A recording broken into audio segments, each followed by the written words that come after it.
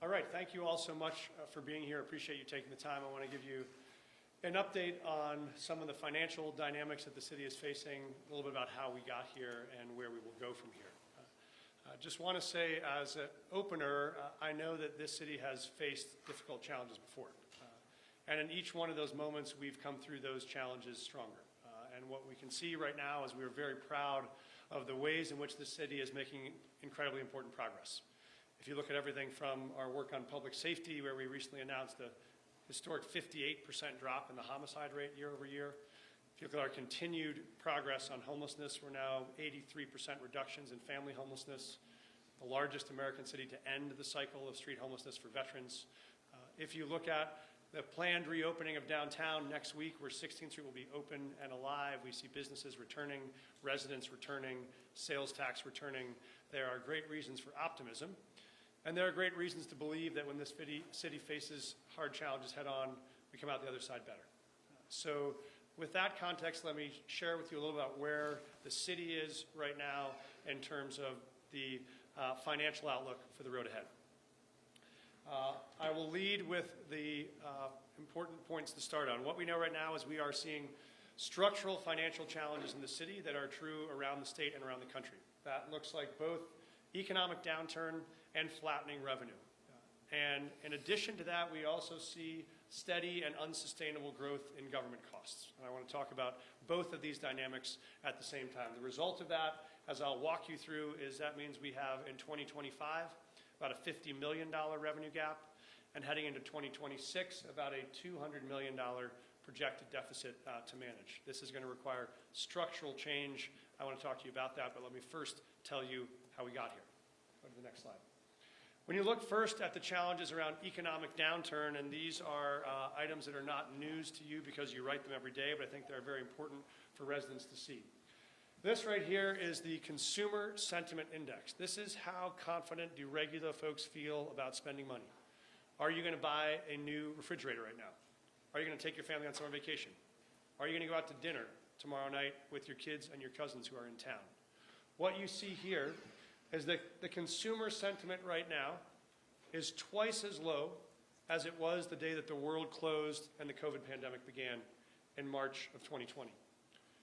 What you will notice is this is right now the third lowest that this rate has ever been in the last 75 years of American life. You have to go back to the 2008 recession. You have to go back to Black Monday in 1980s to be able to see this level of dropped consumer confidence. And what you see is not just that it's dropping, but it's dropping precipitously. If you look at the slope of this line from Jan 25 to April of 25, it is as steep as the night you were watching the Nuggets game in March of 2020 and Rudy Gobert came out, and the next day everything shut down and you could no longer send your kids to school or even press unleaded or leaded at the gas station pump because you were worried about contamination. That is the scale of the drop. That is the depth of the concern from consumers. And what we see is that changing dramatically since January of this year. Next slide. The same is true on our business confidence right here in Colorado. If you run a restaurant or you run a retail store or you run a construction company, how confident are you to hire new people, to invest in new programs? And what you'll see here also, this is at its lowest rate in the last 15 years along with COVID. This and COVID were the two moments where you found businesses that saying, just not sure I feel confident enough that I'll have a steady income going forward. I talked to a restaurant owner this week who said the same thing, beloved restaurant, who said, I am just not sure I'll be able to keep my doors open. I said, why is that? She said, well, just this week I got a 15% increase in just my alcohol bill from my alcohol supplier. And I said, even if that's domestic alcohol, she said, it doesn't matter. If the glass and steel that makes the container that alcohol comes in is still subject to increased costs, that's going to drive up my bottom line. So we know this is a profound challenge. Next slide. We also know this is what we see in cities and states around the country right now. Obviously, the state of Colorado just got through managing $1 billion budget gap. We see cities around the country with $1, $2, $3 billion budget deficits. You see those in red cities and blue cities, in red states and blue states.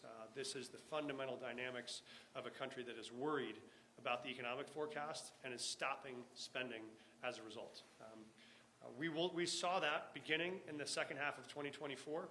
as many Americans were watching an uncertain presidential election, that spending began to slow. And then when it hit 2025, you saw that spending collapse in the graph that you just saw. Next slide. And I'm just going to name, by the way, that this is probably an unusual press conference, that I'm going into full teacher mode here, because I think the facts of these details matter tremendously in terms of where the city is and how we got here. And so I appreciate your patience in sticking through it, because the details are very important. Combined with that economic downturn, you have real challenges around flattening revenue. So next slide. So this is what the city's revenue growth looks like over the last 15 years. What you can see is over the last roughly 15 years, revenue has grown about 75%. That means it's grown steadily at about 5% average revenue growth every single year. And that works because when your revenues go up about 5% a year, generally your costs do too. You have increased costs of contracts, you have increased costs of healthcare, you have pay increases for employees. All of those things generally drive up the cost of any organization. So when your revenues go up at that rate, you keep pace. What you'll see in the last 2 years is going from that 5% average revenue growth. We saw already in 2024 concerns about that slowing, because in the second half of the year we saw significant drops as uncertainty emerged about the presidential election. And so what was a 5% average growth dropped to 2% in 2024. We predicted conservatively we'd be about 3% revenue growth going into 2025, assuming it wouldn't be nearly as good as the average 5% years, but would be a steady recovery. Instead of a 3% revenue growth in 25, what we are seeing is a near zero revenue percent growth. At 0.3% revenue growth on the year. That means you've gone from 5% revenue growth year over year to near zero. That flattening is what accounted for $50 million of gap this year. The only reason that number is not $100 million of gap this year is because our team already foresaw this and decided to already cautiously cut revenue projections. We did not imagine you would see the worst economic collapse in the last 20 years other than COVID in the first 4 months of this year. But that is what has turned out to be the case. So that is the revenue through 2025. Next slide. Now let's talk about an additional challenge here is the structural growth of government over the same period of time. Next slide. You'll see right here, these are where our dollars go in the city. About 70% of our total expenditures are people. About 25% are contracts and services, and some other internal services as a general part of the pie. Important to know this going forward. If you look at the growth of government over the last 14 years in the city, we have increased our total employee count by about 40%. We went from 10,000 employees to now 15,000 employees over the last 12 years. Next slide. In addition, we saw almost 70% growth in contracts and services over that same period of time. And next slide. That has resulted in total increase in expenditures of 83%. We have nearly doubled the size of the government over the last 12 years. But the challenge, if you remember both slides, is our costs have grown by 83% over the last 12 years. Our revenues have only grown by 75%. That means structurally over the last 12 years, we have grown the costs of government 8% more than we've grown the revenues. That is unsustainable growth of government.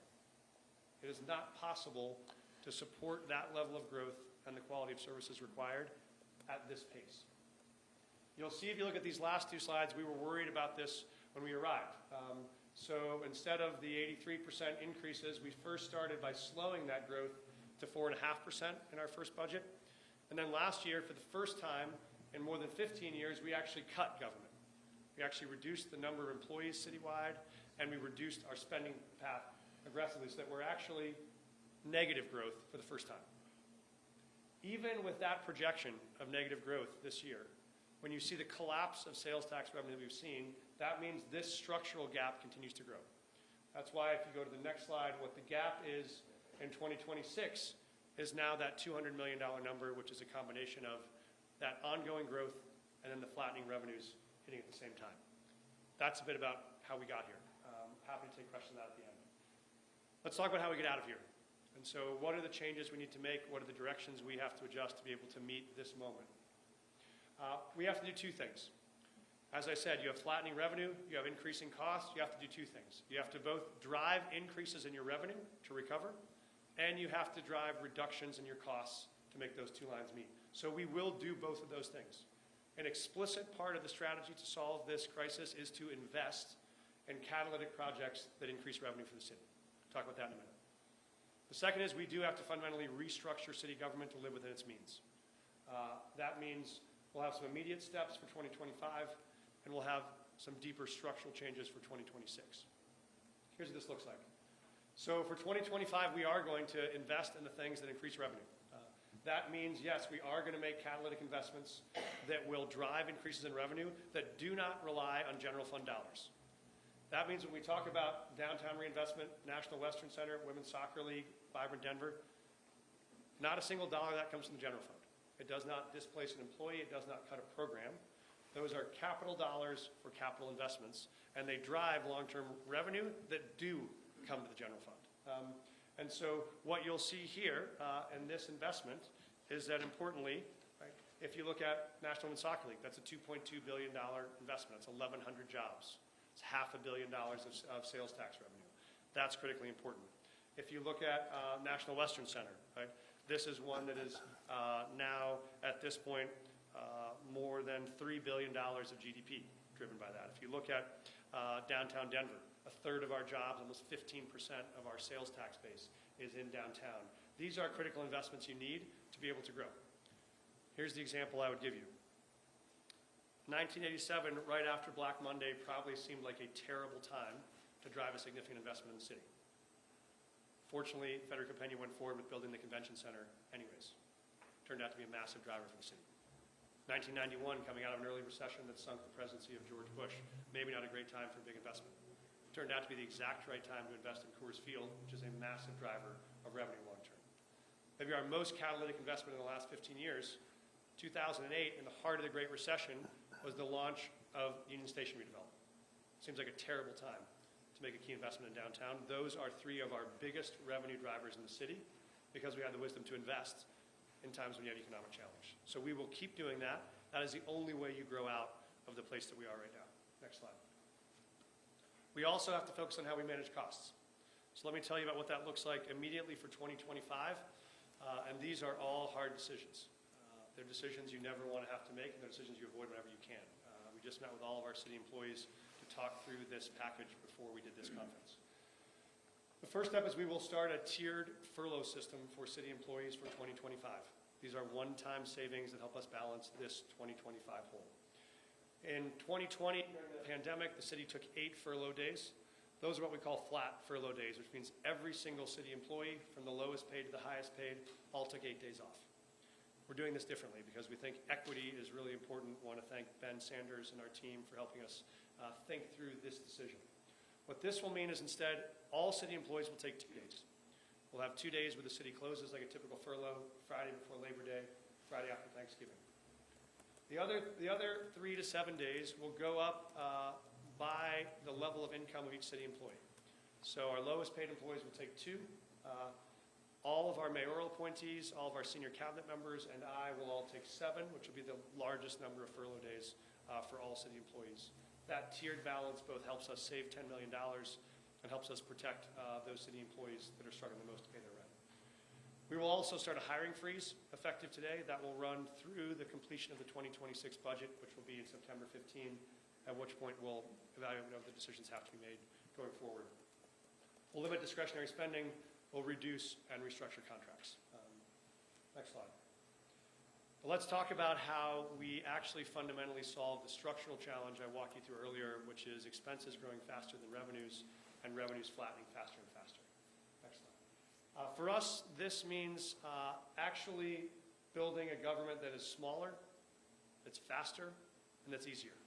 And for us, that means we got to make it smaller by right-sizing our budget to focus on citywide goals, focus on core services, and focus on living within our means. It means we want to make government faster also by moving more and more government services online so they're easier for people to access, and they're often easier for us to provide. That both provides better service and also provides lower cost. We also know when I talk to city employees all the time, one of the things that makes government expensive is that it can be slow and it can be hard to navigate. So we think by making government easier, by both cutting red tape to make systems move faster, it makes the workload of city employees lighter, and it makes the results for city residents faster and easier. So I'll talk about each of these. We start with the hardest one of all. We have to start with the most difficult challenges is how do we actually right-size the budget to restructure to meet this $200 million need. And we will do that by focusing on still not abandoning or walking away from the citywide goals we've undertaken. As I mentioned, we're making dramatic progress on the areas where we're focused. We are not going to stop that focus. We're not going to walk away from public safety commitments. We're not going to away from commitments on housing or homelessness or climate or child-friendly. Those are all will continue to be key priorities. We're also not going to back away from core services. We're not going to stop picking up people's trash or providing the services they deserve. But to do that, we will have to put all solutions on the table. That means we'll have to look at reduction or elimination of programs. We'll have to look at consolidation of departments. And yes, we will have to look at layoffs. We do not envision a scenario where it's possible to right-size this budget without that impact on personnel. I shared that with our employees this morning. And we will work hard with our cabinet leaders over the next 4 months to build a budget that is smaller, faster, and easier, that protects our goals and our city services in a way that allows us to live within our means. We will also start an effort to get feedback from the public and from our city employees on what we can do to help modernize services. What are the ways we can take slow systems and make them faster? How can we make expensive systems and make them cheaper so that people's services actually get better? And then finally, we'll focus on how we reduce the burdens of regulation by cutting red tape and taking out some of those rules that make it harder for employees and slower for residents. We will have, you can go to the next slide, we want people to be involved in this process because the users of our city should tell us what's most important to them, and the workers in our city should tell us what's most important to them. And so on this QR code, which we'll send out everywhere today, we'll ask for feedback on 3 things. What are the ways you think we should right-size the budget? What are the services that are most core to you? What are the things that you find to be not most core services to you? Importantly, what are the ways you'd like to see city services be faster or easier to navigate? We know people may have pet peeves about what they find to be cumbersome processes right now. How can we take this opportunity to eliminate or reduce those? And finally, where are the places that we can cut and eliminate regulations that would make services go faster, which makes them cheaper? That'll be a big part of our goal. And so that is the way we think we get to a sustainable government. So looking ahead, hiring freezes will start today. We'll begin the furlough process June 1. We'll spend the next 4 months working on crafting the 26 budget, and we will provide to you all regular updates on this. This will be a collaborative process by which we do this together. So I think the key is we want to people that were listening, and we want your ideas. So you can go to the next slide and let me close with this, and then I'll take questions. I had a teacher who was a mentor of mine when I first became a school principal, and she used to say to me, Mike, there are only 2 things you can offer to children: truth and hope.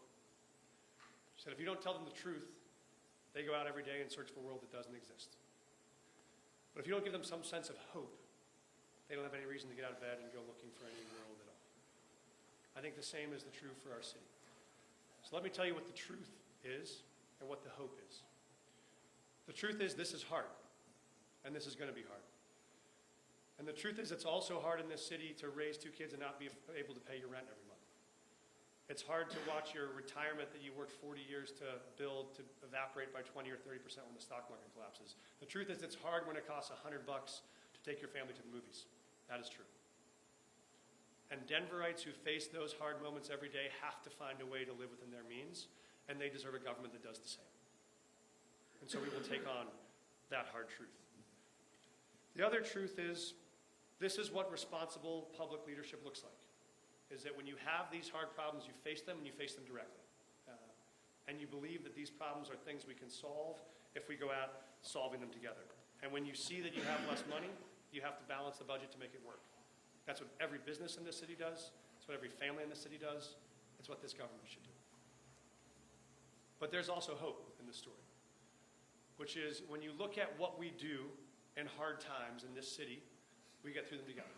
We have faced hard ones before, and we have made it, whether that was COVID, whether that was a migrant crisis, whether that was challenges around public safety or anything else. We have faced each one of those, and we have come out on the other side stronger. Our city will do that.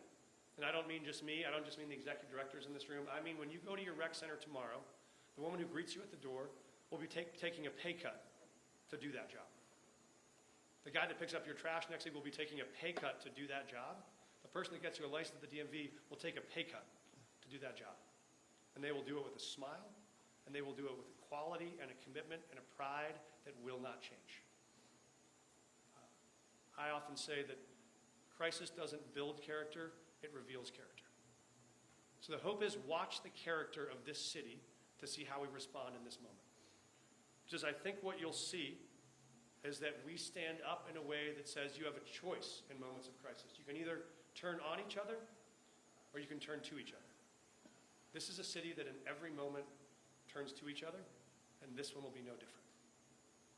And so I say if you're looking for hope, at the end of this process, if we have built a sustainable government that can meet ambitious goals, that can deliver core services, that can live within our means, that can build a government that is smaller, faster, and easier to navigate, and we will once again show that Denver is the place where we believe that all our problems are solvable and that we're the ones to solve them. The city can do that, and I believe we will. With that, I'll take questions. Mayor, this is part of the problem that your administration is spending too much money. I mean, you talk about you want smaller government, but you're also spending $57 million a year on your All-in Mile High initiative. There was a proposal to give raises to the department heads, even though these people are already making six-figure salaries, much more than typical Denverites do. So don't you have a spending problem? So we are absolutely going to reduce spending in the city. That's going to be part of the focus. I think what's key to look at is we reduced the size of government last year and shrank it for the first time in 15 years, and that won't be enough in a world where the economic crisis is such that revenues are flat and costs are up. So we do have to adjust that. Let me address the question you're raising about, well, what about spending on homelessness? And maybe you want to ask about migrants too. So I've built this slide just for this question. So here's the question. The question is, all right, well, what happens to these priorities that have developed in the city? There are two that come up. One is the question, what is spending on migrants? You need me to stop? I'm sorry, that microphone is not working. We're not getting any of this through that microphone. It died right when you were getting ready to ask questions. Well, sorry to interrupt, but we can't hear you. I'm going to do microphone, and then I'll ask the questions.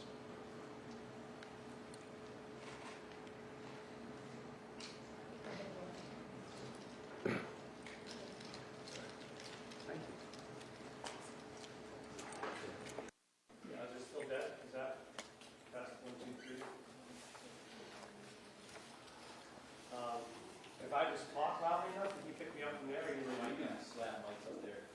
Either on the microphones up there. You guys like that? Sure. Well, I like microphones. Someone come on. All right.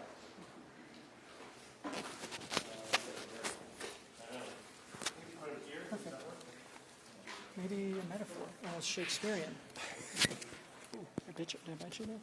See, like this. Right here, it's an example. It takes a village. And we all figure it out.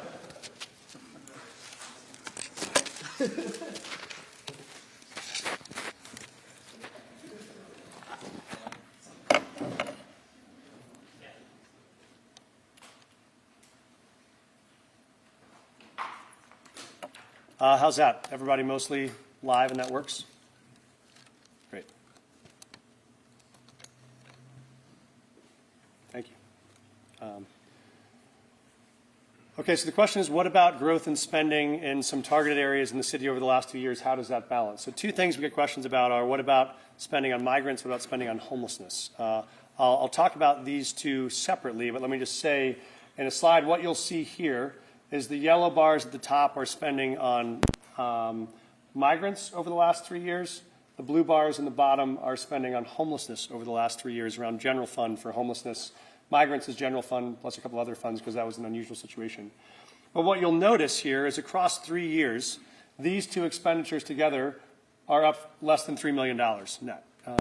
So you'll see obviously migrant spending coming down significantly, homelessness spending increasing, but still net, both of them, they're about a $2 million difference. But let me say something else. Homelessness is absolutely an investment in the city's economic growth. So when you think about the investments like Union Station or the investments like 16th Street, what will not work is to get businesses to come back downtown or residents to come back downtown if we were in a spot we were 2 years ago, where you have the U.S. Postal Service about to shut down services in downtown Denver because you had 200 tents that ring all 4 blocks of a federal postal service. And so that investment is already yielding benefits, which is both fewer people are dying on the streets, 5,000 people are moved off the streets into transitional housing, but also we do not have any encampments in our city center. We don't have any large encampments anywhere in the city. If you are running a business in this city or have a home in this city, that is a transformational change that makes you more likely to do business here or live here. And so those are investments we have made. They have paid off. They have worked. We will keep making them, and that will actually be a key driver to economic growth. So the key is actually investing in the things that drive growth, and this is one of them. Next question.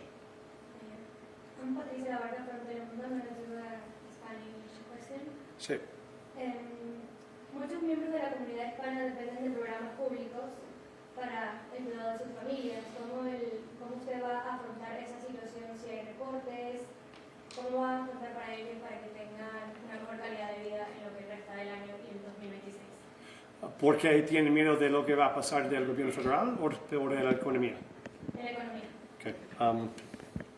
Así sabemos en este momento que mucha gente tiene miedo de lo que está pasando en el país y que sabemos que la economía está en tiempos difíciles y lo que vamos a hacer aquí en Denver es que vamos a seguir invirtiendo en las cosas que pueden traer más negocios aquí a Denver. Entonces vamos a poner dinero en nuestro bond y nuestros proyectos que van a crear trabajos para que gente pueda seguir trabajando y seguir trayendo dinero que ayuda al gobierno y también a la ciudad. Entonces vamos a seguir haciendo eso y también vamos a cortar los precios del gobierno para asegurar que nosotros vivimos en el dinero que tenemos y no podemos gastar más que traemos.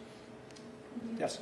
Mayor, can you just explain why the city can't use the millions of dollars in interest from the previous bonds issued by the city towards the general budget to help offset the potential furloughs and layoffs instead of going towards the stadium budget? A great question. I want to return to this because I mentioned earlier, but I think can't say it enough times. When we look at the investments we're making in things like the stadium or the stock show, those are capital dollars only used for capital expenditures, just to build things. So they cannot, by definition, be used to fund a program or a person in the general fund.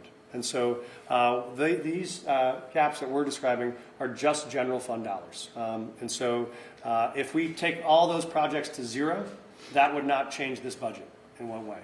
What it will change is by using those dollars to invest in things that grow revenue, it will return revenue to this general fund. And so it can only be a catalyst to increase revenue. It cannot supplant any revenue. Capital fund goes to building things. General fund goes to paying people and programs. But there's no way that money can be changed or changed to be directed to the general fund? No, those are allocated, particularly those bond dollars are allocated bond dollars to be used for public construction projects. That's what they're approved for and designated for. So they can't be changed, they can't be moved. But also I would say in addition, we wouldn't want to do that for the same reasons I described. You want to build Union Station in a recession, you want to build Coors Field, you want to build the convention center. What we need here equally in terms of controlling costs is growing revenue. And what you need to do is invest in the places that will drive revenue, and these places will drive revenue. Yeah, Kyle. Hey, can you speak to, so like all these new capital projects, someone's going to have to staff. And if we're looking at furloughs and layoffs, like once the things are built, how are you going to afford to make sure that they actually function? I think the key is right now the investment on these sides will be capital projects. There will be capital dollars. They have different structures, right? For instance, the stadium was not going to be staffed by Denver City employees. That will be run and managed by an independent organization, so we don't have ongoing maintenance or staffing there. The stock show often is run by the National Western, and there's an independent organization that runs that separately. And so not all of these have ongoing carrying costs for the city, but they do drive revenue for the city. And so same with downtown Denver, the investments in downtown. A lot of those will be in building parks or in converting commercial buildings to residential, so we have more people that are present there. That's more people living, working, buying, spending revenue there. And so these are all drivers of income, even if they're not actual liabilities for the city directly. Thinking about libraries that are in the bond or parks that are in the bond. Great question. Thank you. So on the bond can be both. Some of it will be maintenance of existing projects and infrastructure to make sure the city still works, so roads and bridges are still safe. And this is where the risk is, you can't stop doing those forever, right? What we're describing here, I hope I showed, is a structural challenge, which is costs are growing too high and revenues are too low. You can't balance that anymore on a one-time fund. So even the idea of, could we find 10 million to move this year or 20 million to move 1 year? We did that last year, but that doesn't solve long-term structural challenges. And so in the bond, we will look at what are the things that are going to be improvements or maintenance, and what are the things that would require new infrastructure. And when we talk with our team at the library or our team at Parks and Rec, we'll evaluate both of those. What's the short-term construction cost? What's the long-term staffing cost? And I will say that that is also part of growth, as you do prune and plant at the same time. You do want to make sure that you're both scaling back things that are not as crucial as they were 30 years ago, and you're investing in new things that are incredibly important. Yes? There's so much here, from downsizing local government to furloughs to layoffs. What I want to ask you is, how do you see this affecting citizens of Denver? What are they going to notice? Are they eventually going to find offices closed, services unavailable? What's the impact going to be on the people who actually live in Denver? Great question, Brian. Our goal is to minimize any impact on public-facing services at every step that we can. And so the challenge that all of our executive directors and I have, and our city employees have over the next 4 months, is to figure out how we can right-size this budget while minimizing any impact on services. We know it's probably impossible to avoid all of them, but our goal is to eliminate or avoid as many of them as possible. And so this really is the starting line for this process, not the finish line. We still have 4 months of a budget to build. I'll be meeting with our executive directors every month. They'll be talking to employees. We'll be gathering feedback. We'll be trying to figure out where are the savings here that least impact public services. Yes? You mentioned that you tried to scale the budget back for 2025. Knowing what you know now about how that still wasn't quite enough, are you wondering if maybe the city should have even more aggressively scaled back in 2025? I think if you go back to these slides on the economic downturn, I think this is why it's so helpful, is if you look at where we were, we built this budget in July, August of 24. And let's actually go down to the next one. Actually, no, go back to that one. This seems right. So, we were here. We were building a budget. There were some vicissitudes, but mostly you were at a steady state. We predicted a drop of this magnitude, which would have been dramatic. We did not predict one of the third worst drops in the last 75 years. I think we did not predict all the things that happened in the last 4 months: tariff war, global trade crisis, stock market collapses. So that was, I think, why we were conservative. I will tell you, we are going to be incredibly conservative going forward. So if you can go, Megan, to the slide on the 2026 projected budget. What you'll notice here, if you go back one slide, Megan. Let's actually go back this one. So what you'll notice here is last year we said we're gonna say revenue growth is going to slow. Instead of a normal 5% year, let's call it a 3% year. And we were wrong. It was like a 0.7% year. So what we are planning for here is 0% growth in 2026. So what you'll see this bar? It's flat, flat, flat. As opposed to look at these years of revenue growth. Look at these years of revenue growth. We are preparing now for what will be the worst financial economic situation, which is zero revenue growth. And so the benefit is if we do anything better than that, we'll be in a better situation. I think we can't afford to not be incredibly cautious about taking a zero revenue assumption. May you talk about the, Please. About how federal actions are affecting the budget, including the $28 million the city's trying to get back? Those dollars clearly do affect the budget. We're fighting to get them. For those of you that know, Nina's talking about this was, when we looked at FEMA grants that we applied for, really the condition of the grant was you must use these dollars to provide services to migrants that have arrived in your city. We then use those dollars to provide those services. Now the new administration is revoking those dollars on the grounds that we use them to provide services to migrants in our city. So we think that's clearly illegal, a violation of Congress's intent and Congress's action. So we'll sue to get those back. That would be wonderful if we could get that back. And to go back to your question, that is still a one-time investment. That would help us solve a little bit of short-term costs in 25. It does not solve the structural gap that we're seeing without doing that. The most profound thing that the federal government is doing that is driving a change for our city is the collapse of consumer confidence, the collapse of business confidence, and the collapse of spending. That is the biggest thing. And so we can't control federal policy. What we can control are the incentives that make it more likely for folks in Denver to be able to spend and invest in ways that will grow the economy. Mayor, why are you confident that these capital projects will drive growth? I mean, like with the soccer stadium, most economists say that, stadiums don't help cities grow economically the way maybe you believe. Yeah, I'd say those economists should probably be unemployed. I think if you look at, ask any restaurant owner who's in McGregor Square if it makes a difference when there's a home Rockies game or not. Ask Brooklyn's across from Ball Arena if it makes any difference if there's an Avs or a Nuggets game or not. Or ask anyone that offices at Union Station if it matters that there's a fully activated, revived public spaces with restaurants and commercial investment that they come to work in or not. We see some of the dramatically higher rates of occupancy and revenue are disproportionately in lower downtown, not in upper downtown. Why is that? That is singly because of the investment of Union Station and the surrounding areas that have driven that recovery much faster than other parts of the city. So I think it is incredibly clear that these investments drive activation, they drive investment, they drive revenues, and that's the way we grow the city, which is why we're so committed to staying invested in those. Mayor? Yes. Did it take a budget shortfall for you to crystallize that the government should be faster, easier, and smaller? Because the smaller case, some people might be like, well, it might have been a good thing in July 2023 to think small. Yeah. So I think it's both. As you know, we've been working a lot on faster. When you look at our Denver permitting office, that was an entire investment in the single most problematic place in the city where things were too slow, and we knew it was slowing down business and literally driving up rents for residents because it took too long to build those things. We've been working some, so that was already in place on faster. We've been working some on easier. We had our Den AI Summit, which is a convening that Suma and our team has led to bring technology developers to say, how can we make city services easier to navigate and faster?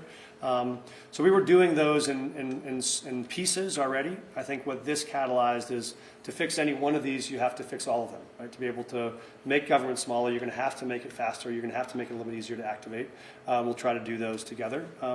And we know there were good reasons to invest in a lot of the growth we've seen over the last 10 or 12 years. When you have 5, 7, 8% growth every year, it's easy to think that you keep growing. But I think what we found is if you look at a lot of these years, there were 17, 18, 19 already. Those years were running deficits. But the result was you had big fund balances that had built up from the boom years to help you could live out of fund balance.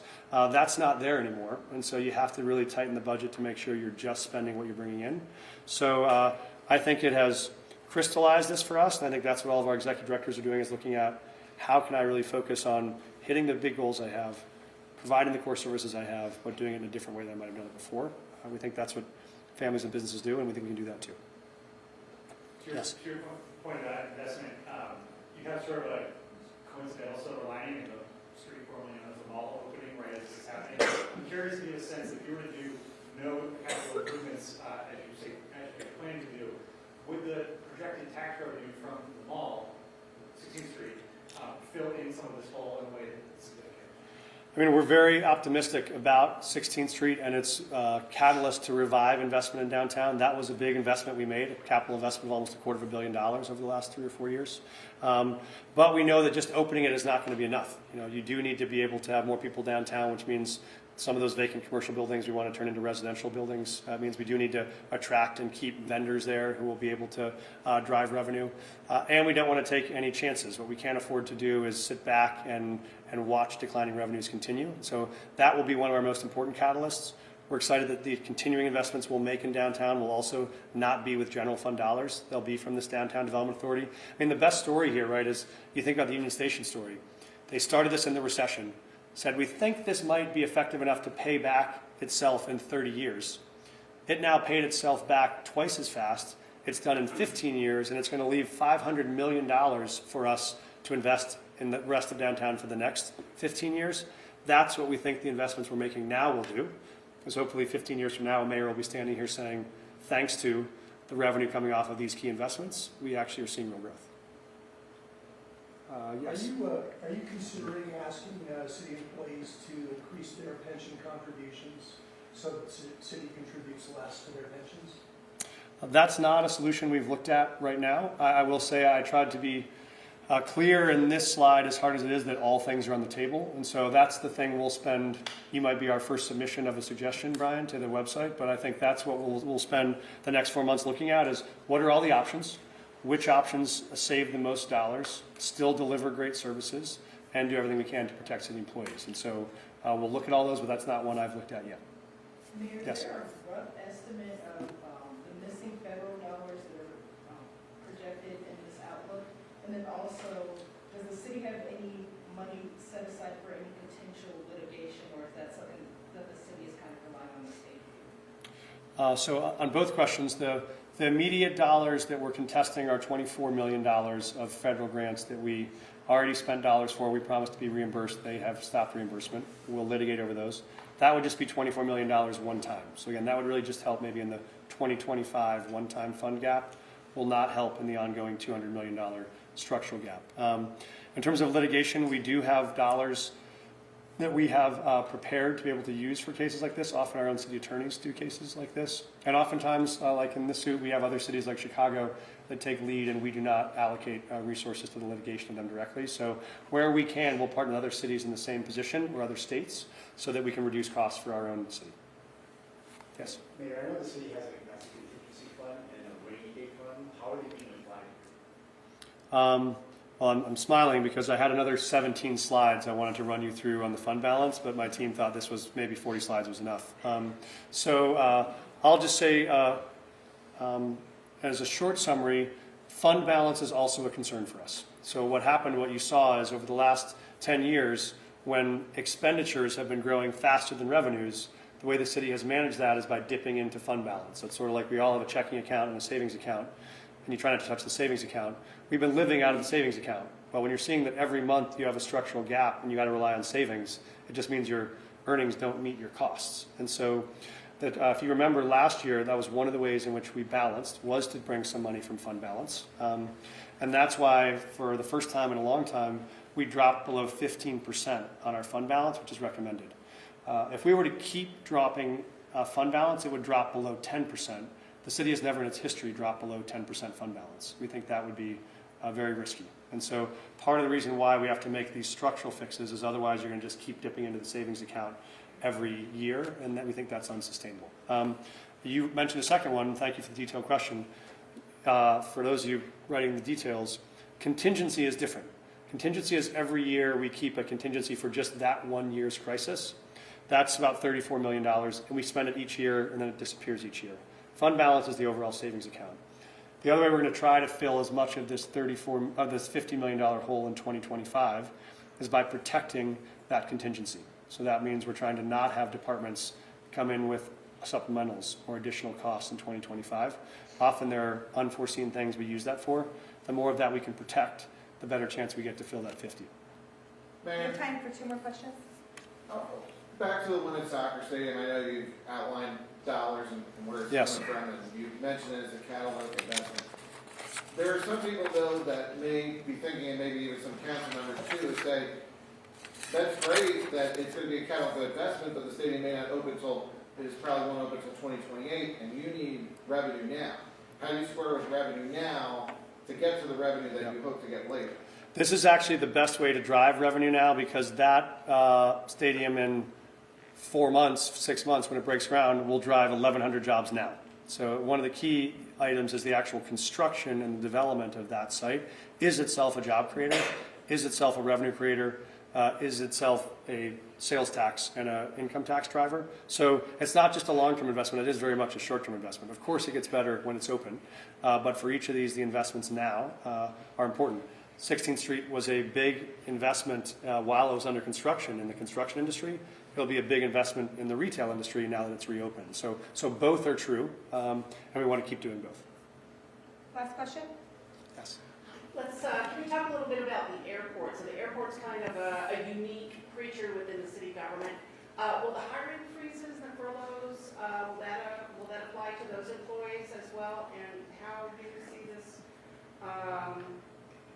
affecting the airport? Thank you. I talked with Phil about this. I'm sure Phil's here. The airport will also take furloughs. All of our staff at the airport will also participate. Every employee is participating, whether you're in a mostly generally funded organization or a special revenue fund, or as you know, an enterprise. So we are doing that across the board. There are some enterprises that will have different effects on the hiring freeze. I don't know if I mentioned on the hiring freeze. Obviously, hiring freeze will not apply to uniformed officers, will not apply to 911 call takers. There are certain mission critical operations that will not be frozen. And there are certain core frontline public services that if someone quits a month from now, we will have to backfill. If you're a caseworker at social services and you have a caseload of 80 people that rely on you, there are certain of those roles we'll have to backfill. And so there are obviously certain 24-hour-a-day operations at the airport that have to be continued, but they will participate in the furloughs. Thank you. Yes. Thank you all so much for all of your time, attention, good questions. This will be a challenging stretch for the city, but one in which we are actually quite confident with the leadership of the folks in this room and the equipment of the team in the city. We will come out on the other side stronger with a government that we think is faster and smaller and easier to navigate, but that still meets big goals, that delivers core services, and that makes the city proud in how we handle the crisis. So thank you all for being here, and have a great Tuesday. Or today's not Tuesday. Thursday. That's how my week's been.